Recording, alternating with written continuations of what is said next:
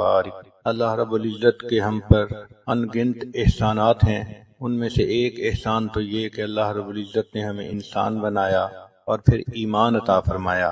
ایمان کا عطا کرنا اللہ رب العزت کی بڑی نعمتوں میں سے ایک ہے۔ پھر رب کریم نے ہمیں نبی علیہ الصلوۃ والسلام کی امت میں پیدا فرمایا۔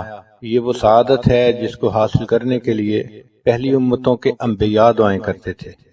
اللہ تعالیٰ نے ہمیں بن مانگے یہ نعمت عطا فرمائی۔ ہم جس قدر اللہ رب العزت کا شکر ادا کریں وہ کم ہے۔ پھر اللہ رب العزت نے ہمیں صحت سلامتی والا جسم عطا کیا۔ وہ بھی لوگ ہوتے ہیں جو ماں کے پیٹ سے جب پیدا ہوتے ہیں تو ان کی بینائی نہیں ہوتی۔ یہ بینائی والی نعمت کتنی قیمتی ہے جو اللہ تعالیٰ نے بن مانگے عطا فرمائی۔ ہمارے ایک حافظ تھے، حفظ مکمل کیا تو وہ ملنے کے لیے آئے، اور جب آئے تو کہنے لگے حضرت آج میں آپ سے ایک دعا کروانے کے لیے آیا ہوں۔ میں نے مسکرا کے کہا کہ حافظ صاحب آپ ماشاءاللہ جوان العمر ہیں، حفظ مکمل ہو گیا، اب آپ چاہتے ہوں گے کہ میری شادی کی دعا کر دیں۔ تو جب میں نے یہ کہا تو حافظ صاحب کی آنکھ سے آنسو آ گئے۔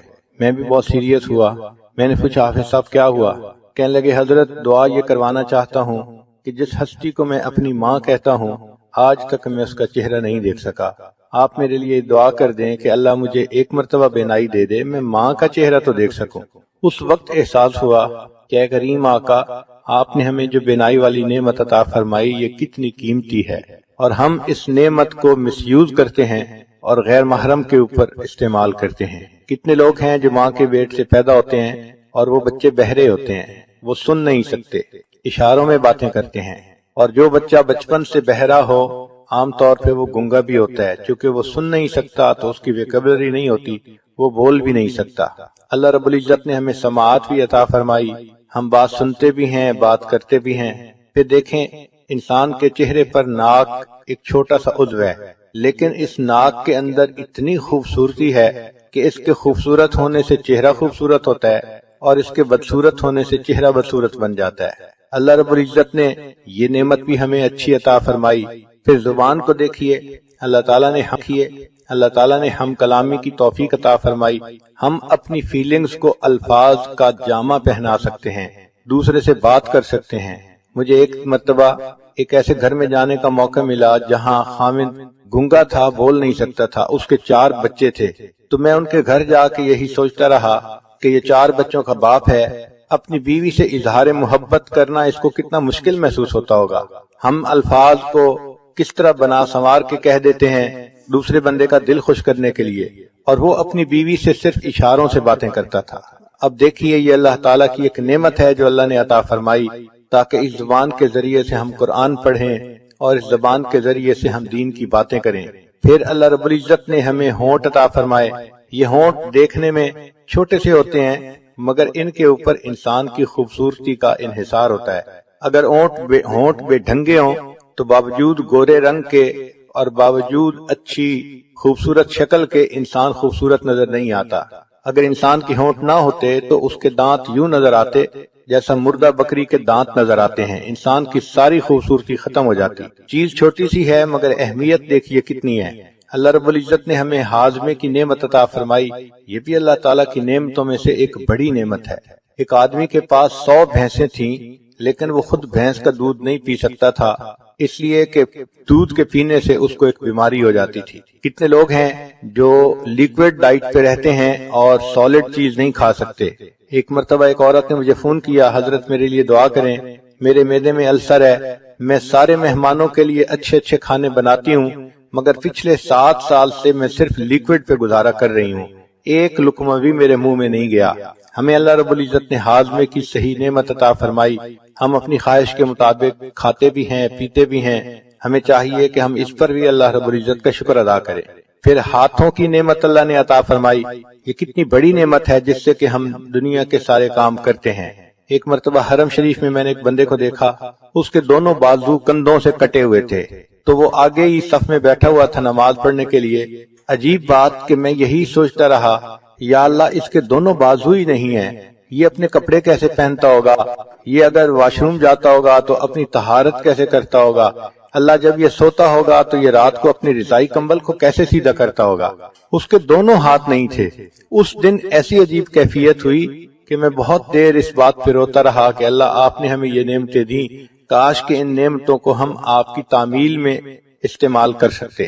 پھر ایسا بھی ہوتا ہے کہ بعض لوگوں کے پاؤں نہیں ہوتے، چنانچہ ایک صاحب کے پاس جوتے نہیں تھے، وہ ظہر کی نماز پڑھ کے جب نکلے تو ننگے پاؤں ان کو دھوپ پہ چلنا پڑا، پاؤں جل رہے تھے، اور وہ اپنے دل میں یہ شکوہ کر رہے تھے کہ یا اللہ، میں تو تیری نماز پڑھنے کے لیے مسجد میں آیا اور آپ نے مجھے جوتے بھی نہ دیے۔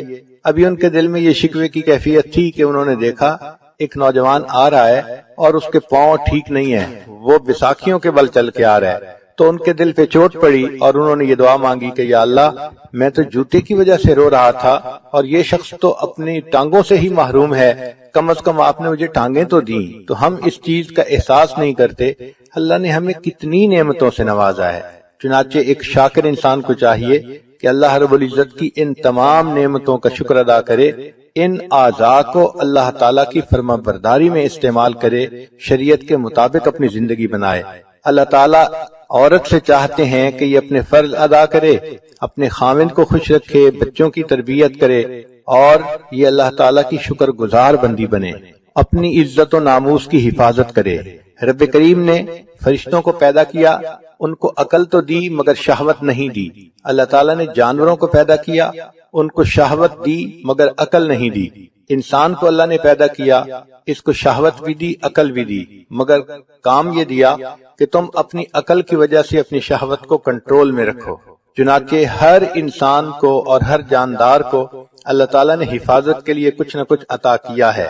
ایک تو اللہ نے انسان کی حفاظت کے لیے فرشتوں کو متعین کیا۔ حدیث پاک میں آتا ہے اگر فرشتے انسان کی حفاظت نہ کرتے تو جن انسان کو دنیا میں زندہ ہی نہ رہنے دیتے۔ یہ اللہ کا فضل ہے کہ فرشتے انسان کی حفاظت کرتے ہیں اور اسے جنوں سے بچاتے ہیں۔ پھر اللہ رب العزت نے اپنی حفاظت کے لیے ہر چیز کو کچھ نہ کچھ عطا کیا۔ مثلا شہد کی مکھی کو ڈنک دیا، جو آدمی بھی شہد کے چھتے میں سے شہد نکالنا چاہے تو مکھی اس پر حملہ کرتی ہے۔ بچھو کو بھی ڈنک عطا کیا۔ اللہ تعالیٰ نے سانپ کو اپنے بچاؤ کے لیے زہر دیا۔ اللہ تعالیٰ نے شیر کو دانت دیے، اسی طرح ہپو کو بھی اللہ نے دانت عطا فرمائے۔ بکرے کو اللہ تعالیٰ نے سینگ عطا فرمائے، کوئی بکرے کے قریب جائے تو وہ سینگ سے اس کا مقابلہ کرتا ہے۔ بعض جانوروں کو اللہ تعالیٰ نے دم عطا کی، ہاتھی کو اللہ تعالیٰ نے سونڈ عطا کی، اونٹ کو اللہ تعالیٰ نے پاؤں کی مضبوطی عطا کی۔ چنانچہ ہم نے ایک ڈاکومنٹری میں دیکھا کہ ایک جراف تھا، اس کے اوپر شیر حملہ کرنے کے لیے بھاگا تو اس جراف نے اپنی پچھلی دونوں ٹانگوں سے اس زور سے لات ماری کہ شیر کی کھوپڑی ٹوٹ گئی۔ تو اللہ تعالیٰ نے اپنی حفاظت کے لیے ہر چیز کو کچھ نہ کچھ دیا ہے۔ اسی طرح گدھے کے قریب جائیں تو وہ بھی لات مارتا ہے اپنی حفاظت کی خاطر۔ کسی کو اللہ تعالیٰ نے کانٹے عطا کیے، چنانچہ ایک جانور ہے جس کے جسم پر لمبے لمبے کانٹے ہوتے ہیں، اس کو کوئی بھی نقصان دینے والی چیز آئے تو وہ کانٹے اس طرح پھیلا لیتا ہے کہ کوئی اس کو نقصان پہنچا ہی نہیں سکتا۔ کچھوے کو اللہ تعالیٰ نے ایک ہڈی عطا کی جو اس کے پورے جسم کے اوپر ہوتی ہے، جب وہ خطرہ محسوس کرتا ہے تو اس ہڈی کے نیچے چھپ جاتا ہے۔ اللہ تعالیٰ نے مچھلی کو سیلانیت عطا فرمائی، چنانچہ مجھے آج بھی یاد ہے کہ 5ویں کلاس کا طالب علم تھا تو میرے بھائی مجھے ایک مرتبہ دریا پر لے گئے، وہاں لوگ مچھلی پکڑ رہے تھے تو میرا بھی جی چاہا کہ میں مچھلی پکڑوں۔ چنانچہ ایک صاحب نے مچھلی پکڑی، کافی مناسب بڑی تھی، تو اس نے کہا کہ اچھا تم اسے پکڑ لو۔ جب میں نے اسے ہاتھ میں پکڑا تو مچھلی ہلی اور پانی میں چلی گئی، مجھے پتہ بھی نہیں چلا۔ پتہ چلا کہ وہ اتنی سلپری تھی کہ اس کو پکڑنے کے لیے ذرا ٹیکنیک چاہیے تھی، اور مجھے چونکہ پتہ نہیں تھا میں نے اسے نرمی سے پکڑا تو وہ ہاتھ سے نکل گئی۔ مچھلی کی طرح ہاتھ سے نکل جانا یہ ایک ضرب المثل بن گئی ہے۔ اسی طرح ایک مچھلی ایسی بھی ہے کہ جو اپنی حفاظت کے لیے بجلی کا جھٹکا مارتی ہے۔ ہم نے ایک ایکویریم میں دیکھا امریکہ میں کہ ایک ایسی مچھلی تھی کہ جب وہ ہلتی تھی تو 440 وولٹ کا کرنٹ پیدا ہوتا تھا۔ انہوں نے ایک بلب لگایا ہوا تھا تو وہ بلب جلتا تھا اور پتہ چلتا تھا کہ اس مچھلی کے ہلنے سے برقی رو پیدا ہو رہی ہے۔ ایک مچھلی کو اللہ تعالیٰ نے ڈنک والی دم عطا فرمائی، چنانچہ جو اس کے قریب آتا ہے اس کو وہ ڈنک لگاتی ہے اور بندہ مر جاتا ہے۔ اللہ تعالیٰ نے چوہے کو دن میں اور رات میں دیکھنے کے لیے نظر عطا فرمائی تاکہ یہ بلی سے ہر وقت بچ سکے۔ چھچھوندر، اس کو اللہ تعالیٰ نے بچنے کے لیے بدبو عطا کی، چنانچہ اس کے اندر بدبو اتنی ہوتی ہے کوئی اس کے قریب رہنا بھی پسپا۔ کہنے لگا جی کہ اس کی وجہ سے میرے ہاتھ گیلے ہو گئے، تو پتہ چلا کہ مینڈک کا یہ ٹرک ہے کہ جو کوئی بندہ اس کو پکڑتا ہے وہ پیشاب کر دیتا ہے اور بندہ اس کو پھر کنفیوز ہو کے چھوڑ دیتا ہے۔ تو ہر کسی کو اللہ نے اپنی حفاظت کے لیے کچھ نہ کچھ عطا کیا۔ عورت کو اللہ نے اپنی حفاظت کے لیے عقل عطا کی، چنانچہ عورت کو چاہیے کہ وہ اپنی عقل کی وجہ سے سوچے اور اپنی جان اور اپنی عزت آبرو کی حفاظت کرے۔ یہ عقل ایک ڈھال ہے جو انسان کی عزت آبرو کو بچا لیتی ہے۔ جو لڑکیاں عقل استعمال نہیں کرتی وہ بڑی جلدی غیر محرم بندوں کے سامنے شکار بن جاتی ہیں اور ان کا وکٹم بن جاتی ہیں۔ اللہ رب العزت نے عورت کو بہت خوبی دی ہے، کوئی مرد اس سے بات کرے اس کو بہت جلدی پتہ چلتا ہے کہ یہ کس اسٹیشن سے بول رہا ہے یا کس نیت سے بات کر رہا ہے۔ یہ سمجھ اور فہم عطا کرنے کا مقصد یہی تھا کہ چونکہ اس نے اپنی عزت و ناموس کی حفاظت کرنی تھی تو اللہ تعالیٰ نے اس کو اس معاملے میں بہت زیادہ فہیم بنایا کہ اس کو پتہ چل جاتا ہے کہ یہ غیر مرد مجھ سے کیا چاہتا ہے۔ اس لیے فرمایا کہ تم غیر مرد سے بات کرنے کا موقع پیش بھی آ جائے تو تم ذرا روکھے انداز میں بات کرو، آواز میں لوچ پیدا نہ کرو، ڈھیلی سریلی آواز بنا کے بات نہ کرو۔ فَيَطْمَعَ الَّذِي فِي قَلْبِهِ مَرَضٌ، ورنہ طمع کرے گا وہ بندہ جس کے دل کے اندر مرض ہوگی۔ آج کل یونیورسٹیوں کی بچیاں یونیورسٹی میں جاتی ہیں، سروں پہ دوپٹے بھی نہیں ہوتے، خوشبوئیں لگائی ہوتی ہیں اور کپڑے بھی ٹائٹ پہنے ہوتے ہیں، اور وہ یہ سمجھتی ہیں کہ اس طرح ہم دوسروں کو بہت خوبصورت نظر آتی ہیں، اور وہ یہ نہیں سمجھتی کہ اس طرح جو غیر محرم مرد ہیں وہ ہمارے بارے میں کتنی بری سوچ دل میں رکھتے ہیں، اور ہیلے بہانے بنا بنا کے وہ عورتوں کو اپنے دام میں گرفتار کرتے ہیں۔ تو عقل انسان استعمال کرے تو اس کے ذریعے سے اپنی شہوت کو کنٹرول کر سکتا ہے۔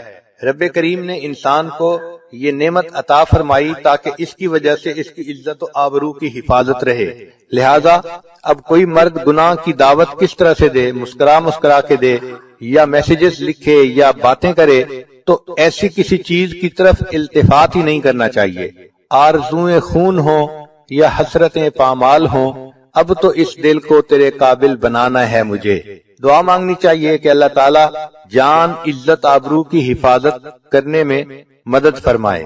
ایک بات ذہن میں رکھ لیجئے کہ نفسانی خواہشات کو انسان جتنا پورا کرے یہ اتنا اور زیادہ بڑھتی ہیں۔ ان کو ختم کرنے کا ایک ہی طریقہ ہے کہ ان کو نظر انداز کریں اور ان کے ختم ہونے کی اللہ سے دعا مانگیں۔ جب اللہ سے دعا مانگیں گی تو اللہ تعالیٰ بچا لیں گے۔ اس لیے حضرت یوسف علیہ السلام نے کہا تھا کہ اے پروردگار عالم، اگر آپ مجھے نہیں بچائیں گے تو میں اس گناہ میں گر جاؤں گا۔ تو انسان اللہ سے دعا مانگے۔ عورت کو چاہیے کہ عشاء کے بعد 2 رکعت نفل پڑھ کے روزانہ اللہ سے یہ دعا مانگے، اے اللہ میری عزت و ناموس کی حفاظت رکھنا، مجھے کسی ایسی مشکل میں گرفتار نہ کرنا کہ جہاں میری عزت کو خطرہ ہو۔ ہم اللہ تعالیٰ سے مانگیں گے، اللہ تعالیٰ عطا فرمائیں گے۔ انسان اللہ تعالیٰ سے محبت کرتا ہے، اللہ تعالیٰ اس سے محبت کرتے ہیں۔ ایک بزرگ فرماتے ہیں کہ مجھے 4 چیزوں کو سمجھنے میں غلطی تھی، مگر قرآن پاک میں نے پڑھا تو مجھے پتہ چلا کہ میری غلطی کہاں کہاں پہ ہے۔ مثلا میں یہ سمجھتا تھا کہ میں اللہ سے محبت کرتا ہوں جس کی وجہ سے اللہ مجھ سے محبت کرتے ہیں، لیکن میں نے قرآن پاک میں پڑھا یحبہم ویحبونہ، تو تب مجھے پتہ چلا کہ اللہ تعالیٰ بندے سے پہلے محبت فرماتے ہیں اور اس کے نتیجے کے طور پہ بندے کے دل میں اللہ کی محبت پیدا ہوتی ہے۔ دوسری غلطی یہ تھی کہ میں یہ سوچتا تھا کہ انسان اپنے رب سے پہلے راضی ہوگا تو اس کے بدلے اللہ اس سے راضی ہوں گے۔ قرآن پاک پڑھا تو میری یہ غلطی بھی ختم ہو گئی۔ اللہ تعالیٰ فرماتے ہیں رضی اللہ عنہم ورضوا عنہ، اللہ ان سے راضی ہو گیا، وہ اللہ سے راضی ہو گئے۔ تو پہلے اللہ راضی ہوتا ہے، نتیجہ یہ ہوتا ہے کہ بندہ بھی پھر اپنے رب سے راضی ہو جاتا ہے۔ پھر ایک بات کہ انسان وہ فرماتے ہیں کہ میں یہ سمجھتا تھا کہ میں اللہ کو پہلے یاد کرتا ہوں پھر اللہ مجھے یاد کرتے ہیں، لیکن قرآن پاک پڑھا تو بتایا وما توفیقی الا باللہ، کہ میری توفیق تو اللہ ہی کی۔ تو ہم جو اللہ کو یاد کرتے ہیں تو اللہ پہلے یاد کرتا ہے، وہ توفیق دیتا ہے تب ہم اللہ کو یاد کرتے ہیں۔ اس لیے ایک حدیث پاک میں آتا ہے کہ انسان کو اللہ تعالیٰ دن میں جو نعمتیں عطا فرماتے ہیں اس میں سب سے بہتر توفیق یہ ہوتی ہے کہ انسان کو اللہ اپنی یاد کی توفیق عطا فرما دے۔ چوتھی چیز جو فرماتے تھے کہ میری غلط فہمی تھی کہ میں سمجھتا تھا کہ میں توبہ پہلے کرتا ہوں پھر اللہ میری توبہ کو قبول کرتے ہیں۔ جب قرآن پاک پڑھا تو اس میں بتایا گیا ثم تاب علیہم لیتوبوا، اللہ کی رحمت پہلے متوجہ ہوتی ہے پھر انسان کو توبہ کی توفیق ملتی ہے۔ تو یہ ذہن میں رکھیے کہ اللہ کی رحمت کی نظر پہلے ہوتی ہے، اللہ تعالیٰ بندے کو اپنائیت کی نظر سے پہلے دیکھتے ہیں، پھر اس کو توبہ کی توفیق ملتی ہے۔ اس اجتماع میں آنے کا بنیادی مقصد یہی ہے کہ ہم زندگی کے پچھلے گناہوں سے سچی پکی توبہ کر لیں اور آئندہ اللہ کی بارگاہ میں فرما بردار بن کر زندگی گزارنے کا ارادہ کریں۔ اللہ تعالیٰ کی طرف سے رحمت کی نظر ہوگی، ہماری طرف سے نیک بن کر رہنے کا ارادہ ہوگا، تو یہ محبت کا تعلق جڑ جائے گا۔ دونوں جانب سے اشارے ہو چکے، تم ہمارے ہم تمہارے ہو چکے۔ محبت کہتے ہیں دل کا کسی کے ساتھ اتنا مشغول ہو جانا کہ دوسروں کی طرف انسان کا دھیان ہی نہ رہے، اس کیفیت کو محبت کہتے ہیں۔ کوئی دل میں اتنا سما جاتا ہے کہ اس دل میں کسی دوسرے کے لیے جگہ ہی نہیں رہتی، اور اس کی علامات یہ ہے کہ محبوب کی فرما برداری کرتا ہے اور اس کی بات ماننے میں انسان کو مزہ آتا ہے۔ ان المحب لما یحب مطیع، محب جس سے محبت کرتا ہے اس کا مطیع ہوتا ہے، اور پھر اس کی صفات کو انسان اپنا کر خوش ہوتا ہے۔ بندے کو چاہیے اپنے اللہ سے محبت کرے اور اپنے اندر اللہ تعالیٰ کی صفات کو پیدا کرے۔ چنانچہ حدیث پاک میں فرمایا تخلقوا باخلاق اللہ، تم اللہ تعالیٰ کے اخلاق کو اپناؤ۔ اللہ تعالیٰ پردہ ڈالنے والے ہیں، تم بھی بندوں کے لیے پردہ ڈالنے والے بن کر رہو۔ اللہ تعالیٰ جلدی غلطیوں کو معاف فرما دیتے ہیں، تم بھی دوسروں کی غلطیوں کو جلدی معاف کرو۔ اللہ تعالیٰ رحیم و کریم ہے، تم بھی رحیم و کریم بن کر رہو، دوسروں کے لیے عفو درگزر کا معاملہ کرو۔ اللہ تعالیٰ حلیم ہے، تم بھی اپنے اندر حلم پیدا کرو۔ اور یہ بھی سوچئے کہ ہم اللہ سے محبت بعد میں کرتے ہیں، پہلے اللہ تعالیٰ ہم سے محبت کرتے ہیں۔ حدیث پاک میں ہے، حدیث قدسی، یا ابن آدم انی لک محب، اے آدم کے بیٹے میں تم سے محبت کرتا ہوں۔ تو اللہ تعالیٰ بندے سے محبت پہلے کرتے ہیں، پھر اس کے بعد بندے کو اللہ سے محبت کی توفیق نصیب ہوتی ہے۔ اللہ تعالیٰ اتنے احسانات کرتے ہیں بندے پر، ہمیں تو ان کا پتہ بھی نہیں چلتا کہ کیسے ہیں، پھر اس کے بعد بندے کو اللہ سے محبت کی توفیق نصیب ہوتی ہے۔ اللہ تعالیٰ اتنے احسانات کرتے ہیں بندے پر، ہمیں تو ان کا پتہ بھی نہیں چلتا کہ کیسے کیسے احسانات ہیں۔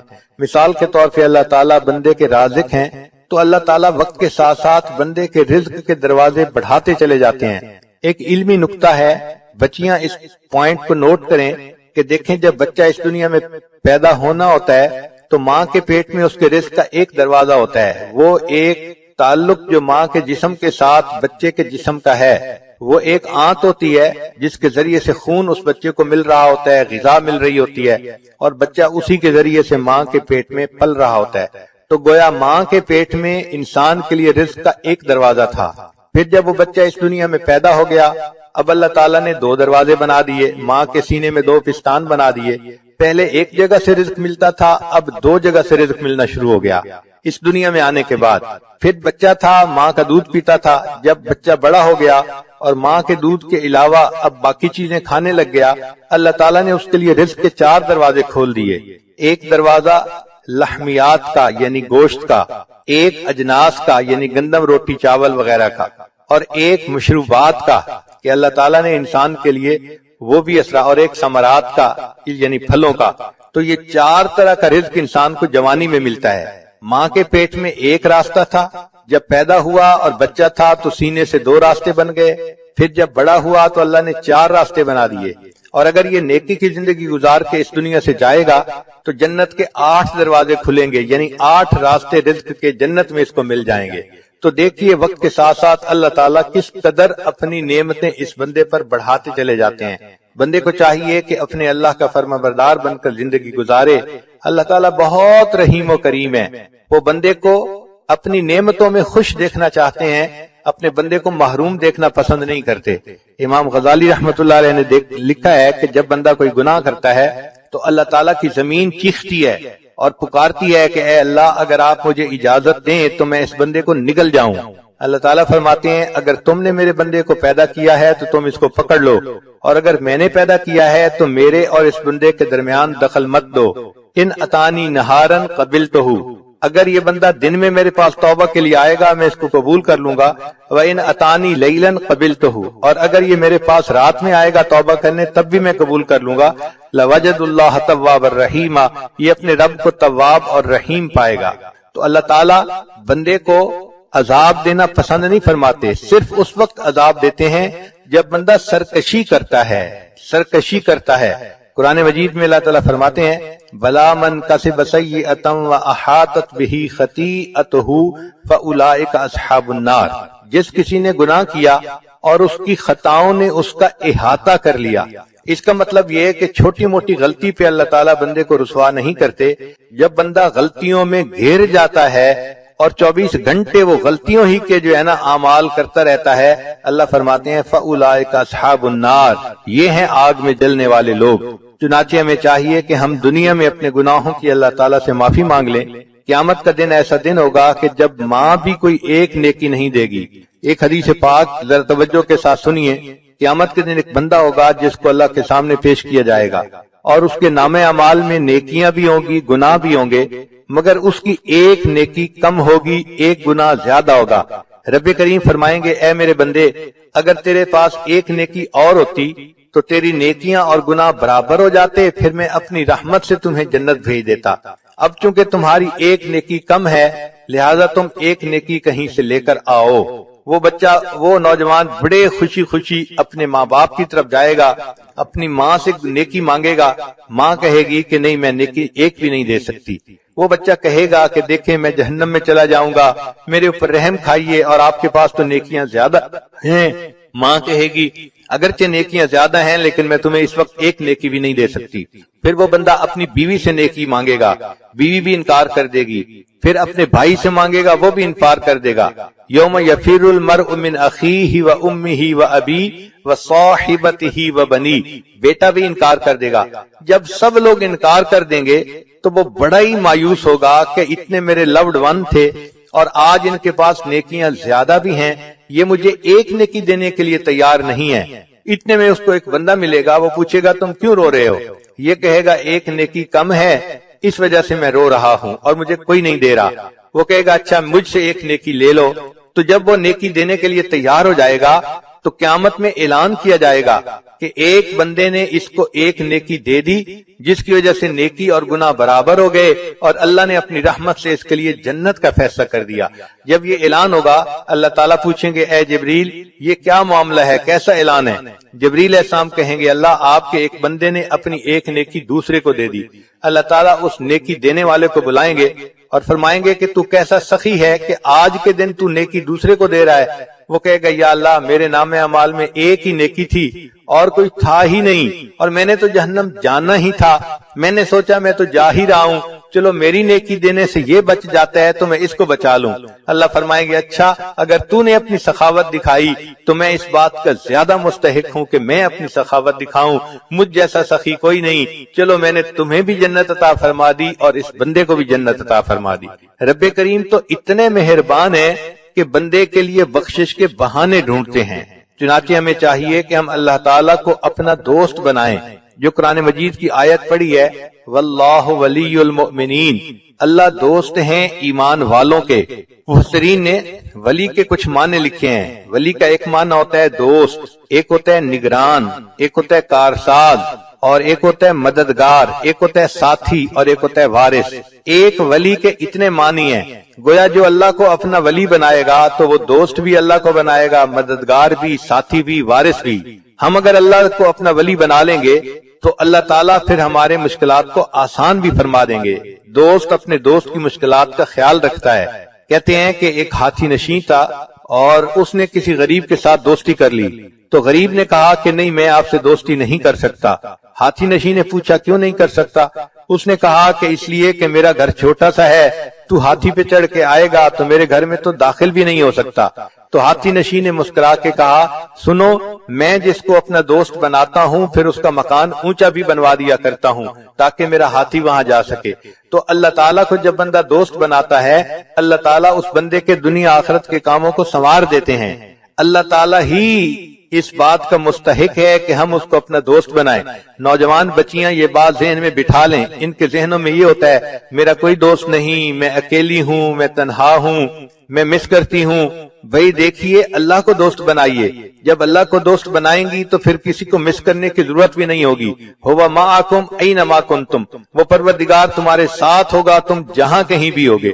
اور جتنا اللہ تعالیٰ وفا کرتے ہیں اتنا کوئی دوسرا وفا نہیں کر سکتا۔ اس لیے مخلوق کو دوست بنائیں گی تو مخلوق سے بے وفائی دیکھیں گی، مخلوق مطلب کی ہوتی ہے، مطلب نکلا اور تو کون اور میں کون ناواقف ہو جاتے ہیں۔ اللہ تعالیٰ کو دوست بنائیے، جس نے اللہ کو دوست بنا لیا اللہ تعالیٰ اس بندے کے دنیا آخرت کے کاموں کو سنوار دیتے ہیں۔ تو آج کی اس مجلس میں یہ بات اپنے ذہنوں میں بٹھا لیجئے کہ محبت کے قابل فقط اللہ کی ذات ہے۔ مرنے والوں سے اور ڈھلنے والوں سے محبت کیا کرنی؟ عشق با مردہ نباشد پائیدار، عشق را با حی و با قیوم دار۔ مولانا روم رحمت اللہ فرماتے ہیں کہ مرنے والوں سے اور ڈھلنے والوں سے کیا محبت کرنی؟ اگر کرنی ہی ہے تو محبت اس سے کرو جو حی و قیوم ہے، ہمیشہ زندہ رہنے والا اور باقی رہنے والا ہے۔ تو انسان اگر اللہ سے تعلق جوڑتا ہے تو اللہ تعالیٰ اس بندے کے ساتھ نبھا کے دکھاتے ہیں۔ تو ہم اللہ کو اپنا دوست بنائیں۔ چنانچہ حضرت موسیٰ علیہ السلام کے پاس بنی اسرائیل کے لوگ آئے، اے اللہ کے نبی علیہ السلام بڑا عرصہ ہوا بارش نہیں ہوئی، پانی کی قلت ہے اور جانور بھی پریشان ہے، انسان بھی پریشان ہے، آپ دعا کیجئے۔ حضرت موسیٰ علیہ السلام نے فرما دیا کہ اچھا، ساری قوم کے لوگ باہر ویرانے میں آئیں اور میں دعا کرواؤں گا۔ چنانچہ حدیث پاک میں آتا ہے کہ 70,000 لوگ اکٹھے ہوئے۔ حضرت موسیٰ علیہ السلام نے خوب دعا مانگی، اللہ تعالیٰ سے گڑ گڑا کے فریاد کی، مگر بارش کے کوئی آثار نہیں تھے۔ جب کافی دیر دعا کرنے کے بعد بھی بارش نہ ہوئی تو موسیٰ علیہ السلام نے پوچھا، اے اللہ، آپ کا ایک نبی آپ سے اپنی امت کے ساتھ مل کے دعا کر رہا ہے اور آپ کی طرف سے قبولیت کے آثار ظاہر نہیں ہو رہے۔ رب کریم نے فرمایا کہ اس قوم کے اندر ایک بندہ ہے جو 40 سال سے میرے ساتھ لڑائی کر رہا ہے گناہ کے ذریعے سے، یعنی وہ گناہ کر کے میرے ساتھ گویا لڑائی میں لگا ہوا ہے، اور اس کی وجہ سے میں بارش نہیں برسانا چاہتا۔ تو حضرت موسیٰ علیہ السلام کو اس بات سے بڑا تعجب ہوا۔ انہوں نے اعلان کیا، اے لوگو، تمہارے اندر ایک ایسا بندہ ہے کہ جو 40 سال سے ایک گناہ میں مبتلا ہے اور اللہ تعالیٰ اتنے ناراض ہیں کہ اس کی موجودگی میں بارش نہیں دینا چاہتے۔ میں اس بندے سے کہتا ہوں کہ وہ یہاں سے نکل جائے اور اس کی وجہ سے دوسروں پر جو مصیبت آئی ہوئی ہے وہ ٹل جائے۔ حضرت موسیٰ علیہ السلام نے جیسے ہی یہ اعلان کیا تو تھوڑی دیر کے بعد بارش ہونے لگ گئی۔ حضرت موسیٰ علیہ السلام بڑے حیران کہ کوئی بندہ باہر نکلا بھی نہیں اور بارش بھی شروع ہو گئی، اور اللہ تعالیٰ فرماتے ہیں کہ اس بندے میں ایک بندہ ہے جو میرے ساتھ گناہ کے ذریعے جنگ میں لگا ہوا ہے۔ تو رب کریم صلی اللہ علیہ وسلم سے پوچھا کہ یا اللہ، یہ بارش کیسے ہوئی؟ اللہ تعالیٰ نے فرمایا کہ جس بندے کی وجہ سے بارش روکی گئی تھی اسی بندے کی وجہ سے بارش ہوئی۔ اے اللہ، اس کی وجہ سے بارش کیسے ہوئی؟ فرمایا کہ جب آپ نے اعلان کیا اس بندے نے اپنے دل میں سوچا کہ اے اللہ، اگر میں اس وقت لوگوں سے باہر نکل جاؤں گا تو میری رسوائی ہوگی، میں کسی کو چہرہ دکھانے کے قابل نہ رہوں گا۔ اے کریم آقا، آسیتک 40 سنۃ فامہلتنی، میں نے 40 سال آپ کی نافرمانی کی، آپ نے مجھے ڈھیل دے دی۔ جئتک تقیا فقبلنی، اے اللہ، کہنے لگا جی کہ اس کی وجہ سے میرے ہاتھ کہنے لگا جی کہ اس کی وجہ سے میرے ہاتھ گیلے ہو گئے۔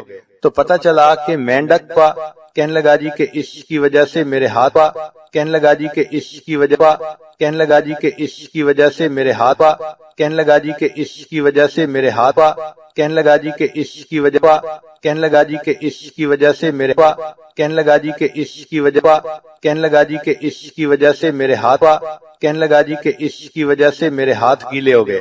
تو پتہ چلا کہ مینڈک پا، کہنے لگا جی کہ اس کی وجہ سے میرے ہاتھ پا، کہنے لگا جی کہ اس کی وجہ پا، کہنے لگا جی کہ اس کی وجہ پا، کہنے لگا جی کہ اس کی وجہ سے میرے ہاتھ پا، کہنے لگا جی کہ اس کی وجہ سے میرے ہاتھ پا، کہنے لگا جی کہ اس کی وجہ سے میرے پا، کہنے لگا جی کہ اس کی وجہ سے میرے ہاتھ پا، کہنے لگا جی کہ اس کی وجہ تھے۔ اتنے اس کے خزانے تھے، گوڈاؤن تھے۔ چنانچہ جب بنی اسرائیل پر زکوٰۃ کا حکم آیا تو حضرت موسیٰ علیہ السلام نے اعلان فرمایا کہ زکوٰۃ ادا کی جائے۔ قارون کو کہا کہ وہ بھی زکوٰۃ دے۔ قارون اس بات پہ بہت زیادہ غصے میں آ گیا کہ مال میرا ہے اور میں موسیٰ علیہ السلام کے کہنے پر لوگوں میں کیوں لٹا دوں۔ اب غصے کی وجہ سے وہ چاہتا تھا کہ میں کوئی ایسا کام کروں کہ مجھے زکوٰۃ نہ دینی پڑے۔ اپنے دوستوں میں بیٹھ کے اس نے مشورہ کیا۔ چنانچہ دوستوں نے اس کو مشورہ کیا کہ تم کوئی ایسا کام کرو کہ جس کی وجہ سے موسیٰ علیہ السلام کی عزت خراب ہو جائے اور وہ لوگوں کی نظر سے گر جائیں، پھر آپ کہنا کہ میں ان کی بات نہیں مانتا۔ چنانچہ اس نے ایک عورت کے ساتھ رابطہ کیا اور اس کو کہا کہ میں تمہیں اتنے پیسے دوں گا، تم مجمع میں کھڑے ہو کے الزام لگا دینا کہ موسیٰ علیہ السلام نے میرے ساتھ حرام کاری کی ہے۔ چنانچہ عورت اگرچہ سمجھدار ہوتی ہے مگر ایموشنلی بہت جلدی پھسل جاتی ہے. وہ عورت مال کے چند ٹکوں کی خاطر پھسل گئی اور کہنے لگی بہت اچھا. چنانچہ ایک مجلس تھی جس میں حضرت موسیٰ علیہ السلام بھی تھے، بنی اسرائیل کے لوگ بھی تھے. وہاں پر وہ عورت کھڑی ہوئی اور کہنے لگی لوگوں میں آپ لوگوں کو ایک بات کہنا چاہتی ہوں. چنانچہ وہ یہ بات کہنا چاہتی تھی مگر اللہ تعالیٰ مددگار ہیں. حضرت موسیٰ علیہ السلام کا روب ایسا تھا کہ وہ کوئی بات نہ کر سکی اور کہنے لگی کہ بھئی مجھے تو قارون نے پیسے دینے کا وعدہ کیا تھا اور یہ کہا تھا کہ تم موسیٰ علیہ السلام پر بہتان لگا دو، اور موسیٰ علیہ السلام نے تو میرے ساتھ کوئی ایسا کام نہیں کیا، وہ تو بالکل پاک ہیں اور صاف ہیں. جب حضرت موسیٰ علیہ السلام کو پتہ چلا کہ قارون نے مجھے پبلکلی انسلٹ کرنے کے لیے ایسی حرکت کی تو موسیٰ علیہ السلام کو بہت جلال آیا. اللہ تعالیٰ سے دعا کی اے اللہ آپ مہربانی فرما دیجئے اور اس میری تکلیف کو دور کر دیجئے. رب کریم نے فرمایا کہ اے میرے پیارے موسیٰ علیہ السلام میں نے تھوڑی دیر کے لیے زمین کو تمہارے ماتحت کر دیا، جو حکم آپ زمین کو دیں گے وہ حکم زمین مانے گی. چنانچہ موسیٰ علیہ السلام نے حکم دیا اے زمین قارون کو نگل جا. قارون تیسرا حصہ زمین کے اندر دھنس گیا. پھر وہ پکارنے لگا، موسیٰ علیہ السلام سے معافیاں مانگنے لگا. موسیٰ علیہ السلام نے دوبارہ زمین کو کہا تو وہ 2/3 زمین کے اندر دھنس گیا. پھر معافیاں مانگنے لگا. حضرت موسیٰ علیہ السلام اتنے جلال میں تھے، تیسری مرتبہ حکم دیا اے زمین اس کو نگل جا. چنانچہ قارون کو زمین نگل گئی اور قارون زمین میں دھستا چلا جائے گا. چنانچہ جب قارون دھس گیا اللہ تعالیٰ نے موسیٰ علیہ السلام کی طرف وحی بھیجی اے میرے پیارے موسیٰ علیہ السلام جب آپ نے زمین کو حکم دیا اس کو نگل جا، زمین نگل رہی تھی، اس وقت وہ آہ و فریاد کر رہا تھا، معافیاں مانگ رہا تھا، مگر آپ نے اس کی ایک نہ سنی اور اس کو آپ نے پورا کا پورا زمین کے اندر دھسا دیا. اے میرے پیارے موسیٰ علیہ السلام اگر وہ اس وقت مجھ سے فریاد کرتا تو میں پروردگار اس وقت بھی اس کی اس فریاد کو قبول کر لیتا اور اسے معاف کر دیتا. تو رب کریم تو اتنے مہربان ہیں کہ ان کی مہربانی کے بارے میں کوئی بندہ سوچ ہی نہیں سکتا. کتابوں میں لکھا ہے ایک بندہ بت پرست تھا. ایک رات اس کو کوئی کام تھا تو اس نے کہا کہ میں آج رات بت کی عبادت کروں گا اور دعا مانگوں گا. چنانچہ وہ ساری رات یا سنم کہہ کے پکارتا رہا، دعا مانگتا رہا. اس کے اوپر نیند کا غلبہ ہو گیا. اب جب نیند کا غلبہ ہوا تو نیند کے غلبے میں یا سنم کہتے کہتے اس نے زبان سے نکلا یا سمد اللہ تعالیٰ کا نام ہے. تو جیسے ہی اللہ تعالیٰ کا نام لکھا اللہ تعالیٰ نے فوراً فرمایا لبیک یا عبدی، اے میرے بندے تم اسے کیا چاہتا ہے؟ فرشتے حیران ہیں، اے اللہ یہ بت پرست ہے، یہ صنم کو پوجنے والا، یہ ساری رات صنم کو جو ہے پکارتا رہا. نیند کے غلبے کی وجہ سے آپ کا نام اس کی زبان سے نکل آیا اور آپ فوراً متوجہ ہوئے لبیک یا عبدی، میرے بندے بتاؤ تم کیا چاہتے ہو؟ اللہ تعالیٰ نے فرشتوں کو فرمایا کہ فرشتوں اس بندے نے بت کی پرستش کی، ساری رات بت کو پکارتا رہا اور بت نے کوئی جواب نہ دیا. اگرچہ میرا نام غفلت کی حالت میں اس کے منہ سے نکلا، اگر میں بھی جواب نہ دیتا پھر مجھ میں اور بت میں کیا فرق رہتا؟ تو رب کریم اگر اتنے مہربان ہے کہ ایک بت پرست غفلت کی حالت میں یا سمد کہہ دیتا ہے، اللہ اس کو بھی پکار کا جواب دیتے ہیں، تو اگر وہ عورت جو اللہ سے محبت کرتی ہے، اللہ کی وجہ سے اپنی عزت و آبرو کی حفاظت کرتی ہے، اللہ کے محبوب صلی اللہ علیہ وسلم کی ایک ایک سنت پر محبت سے عمل کرتی ہے، ایسی نیک پاک لڑکی اگر تہجد کے وقت میں اللہ کے سامنے ہاتھ اٹھائے گی اور دعا مانگے گی، اللہ تعالیٰ اس کی دعاؤں کو کیوں نہیں قبول فرمائیں گے؟ اگر فرق ہے تو ہماری طرف سے ہے. عورت کو چاہیے کہ وہ اللہ کو اپنا وکیل بنائے، اللہ کو اپنا نصیر بنائے، اللہ کو اپنا ولی بنائے. حسبنا اللہ و نعم الوکیل نعم المولا و نعم النصیر. ایک تجربے کی بات یہ ہے کہ عام لڑکیاں اپنے خامن کو خوش کرنے کے لیے جتنے جتن کاٹتی ہیں، ہمارا یہ تجربہ ہے کہ اگر وہ اللہ کو منانے کے لیے اس سے آدھی بھی کوشش کر لیں تو اللہ تعالیٰ ان کو اپنا ولی بنا لے، ان کو اللہ تعالیٰ اپنی مقبول بندیوں میں شامل فرما لے. چنانچہ یک گیر محکم بگیر، ایک کو پکڑو اور مضبوطی سے پکڑو. آج دل میں عورتیں یہ فیصلہ کر لیں کہ ہم نے آج سے اپنے اللہ کو جو ہے اس کے در کو پکڑ لیا، اب ہم نیک بن کر رہیں گی، اللہ کو راضی کریں گی.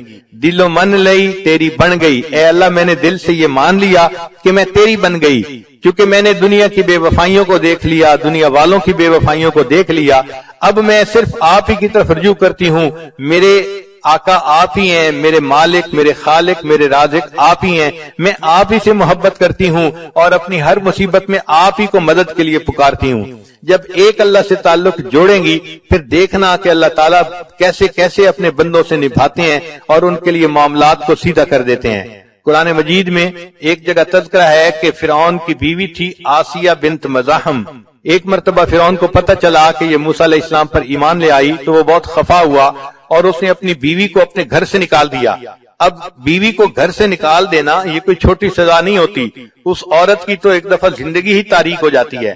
تو جب وہ اس کو ذلیل و رسوا کر کے گھر سے نکال رہا تھا تو اس وقت بی بی آسیہ نے اللہ سے یہ دعا مانگی، رب ابن لی عندک بیتا فی الجنہ، اے اللہ یہ فرعون تو مجھے اپنے گھر سے دھکے دے رہا ہے اور نکال رہا ہے اور میں بے گھر ہو رہی ہوں، اے اللہ اب اس کے بدلے تو مجھے جنت میں گھر عطا فرما دینا، رب ابن لی عندک بیتا فی الجنہ۔